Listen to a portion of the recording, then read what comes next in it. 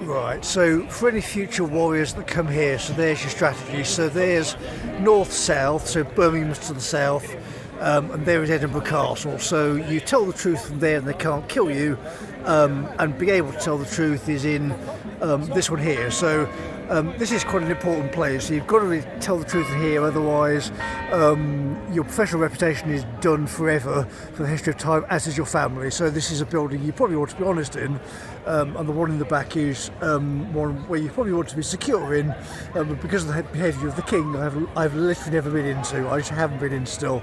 So the strategy works in the sense that if you tell the truth between these two buildings, the managing director of the council can't say anything. So this woman has been hiding since last year.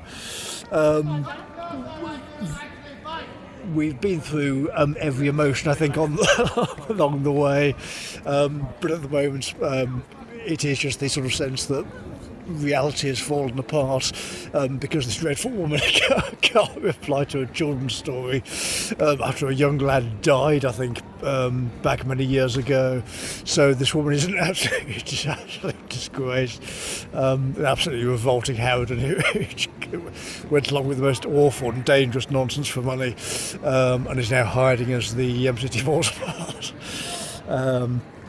So it is obviously very, very frightening sort of watching it in real time from the 2 minutes past midnight back in November. It has been really every second counts, and actually being able to relax on a Saturday all those months later is quite a strange experience, I've got to say. But on Monday, if anybody can find the managing director of Webster Council and John Cotton, who delightfully, again, just for the record, started getting emails bounced back from Cotton. Cotton, for the record, was sort of amble past in Sutton on my evening walk before I booked it out of Birmingham, the revolting scumbag. But of course, because he had no care or interest in who I was, I got to watch him sort of bumble around the place from afar in a Schopenhauerian sense. But when we see him at his trial, and if a referendum goes through and we get to cut his head off, when you're thinking about counter-revolutions in those kind of sense, where is John Cotton is going to be the question on everyone's lips as Birmingham Labour falls apart. But the Manchester election, of course, is nonsense. Nobody cares about this kind of stuff. It was, as people have pointed out, in devolution you just have a lock-on. So you get an apathetic voter base. The activists, of course, are ginned up and, of course, will get their mates out and etc., patronage networks to get a block vote. And intersectionality is quite a good strategy to generate those. So unless you get sovereign parliament and get rid of all that nonsense, it'll just be a trough, effectively.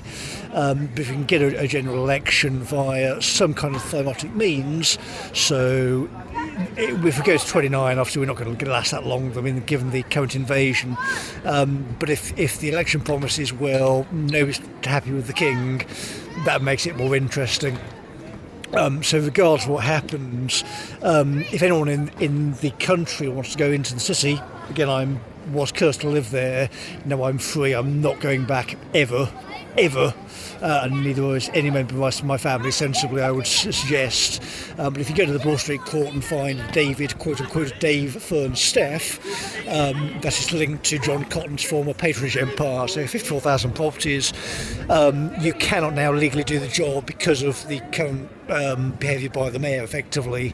So Dave, quote-unquote, David Fern, or whatever way around it was, has now got to explain that in terms of legal proceedings. But the one we want to catch is Jennifer Southall. So this is a particularly revolting crook who I'm going to put behind bars once she's caught.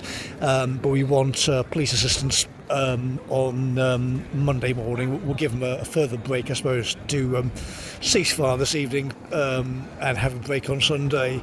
But on Monday, we want police attention, please, so we can report serious organised crime in the city of Birmingham.